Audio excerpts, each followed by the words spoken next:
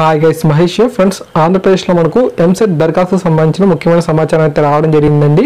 అదేంటంటే మనకు ఈ నెల 27వ తారీఖు వరకు కూడా ఎటువంటి ఎక్స్ట్రా ఫీజు అనేది చెల్లించకుండా మనం ఈ యొక్క ఎంసెట్కి దరఖాస్తు అనేది చేసుకునేందుకు అవకాశం అయితే ఉంది. మీరు 27వ తారీఖు వరకు కూడా ఎటువంటి ఎక్స్ట్రా ఫీజు అనేది చెల్లించక్కర్లేదు. ఒకవేళ కనుక మీరు ఆ యొక్క 27వ తారీఖు దాటిన తర్వాత మీరు ఎక్స్ట్రా ఫీజు అనేది చెల్లించి ఈ యొక్క ఎంసెట్కి దరఖాస్తు అనేది చేసుకునేందుకు అవకాశం అయితే ఉంది.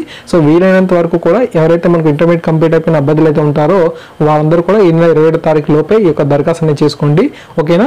27వ తారీఖు దాటిన తర్వాత ఎలా మనం ఫీ చెల్లించాలి అంటే చూడండి, ఇక్కడ మనకు 27వ తారీఖు దాటిన తర్వాత 500 రూపాయల అపరాధ రుసుముతో ఏప్రిల్ 4వ తేదీ వరకు కూడా దరఖాస్తు అనేది చేసుకోవచ్చంట. మనకు 1000 రూపాయల అపరాధ రుసుముతో ఏప్రిల్ 9వ తారీఖు వరకు కూడా దరఖాస్తు అనేది చేసుకోవచ్చంట. 5000 రూపాయల అపరాధ రుసుముతో 14వ తేదీ వరకు కూడా దరఖాస్తు అనేది చేసుకోవచ్చంట. 10,000 రూపాయల అపరాధ రుసుముతో మనకు ఏప్రిల్ 19వ తేదీ వరకు కూడా మనం దరఖాస్తు అనేది చేసుకోవచ్చు అని చెప్పి వీరైతే ఇక్కడ ఇవ్వడం జరిగిందన్నమాట. ఓకే, మనము చూసినట్లయితే ఈ యొక్క ఎంసెట్కి సంబంధించి ఇంజనీరింగ్ ఎగ్జామ్ అనేది ఏప్రిల్ 20వ తేదీ నుంచి మనకు 23వ తారీఖు వరకు కూడా ఉంటుంది. అగ్రికల్చర్ అండ్ మెడికల్ పరీక్షకు సంబంధించి ఏప్రిల్ 23 నుంచి 24 వరకు కూడా ఈ యొక్క ఎగ్జామ్ అనేది ఉండడం అయితే జరుగుతుంది. ఓకేనా? సో హాల్ టికెట్స్ అనేవి మనకు ఏప్రిల్ 16 నుంచి డౌన్ చేసుకోవచ్చు అని చెప్పి ఇవ్వడం జరిగింది. ఓకే, అండ్ తర్వాత చూసినట్లయితే ఆన్లైన్ దరఖాస్తులో విద్యార్థి ఎంపిక చేసుకున్న 3 రీజనల్ సెంటర్లో ఒక రీజనల్ సెంటర్లోని పరీక్ష కేంద్రాన్ని దాదాపుగా అందరికీ కేటాయిస్తున్నామని చెప్పి చెప్పడం జరిగింది.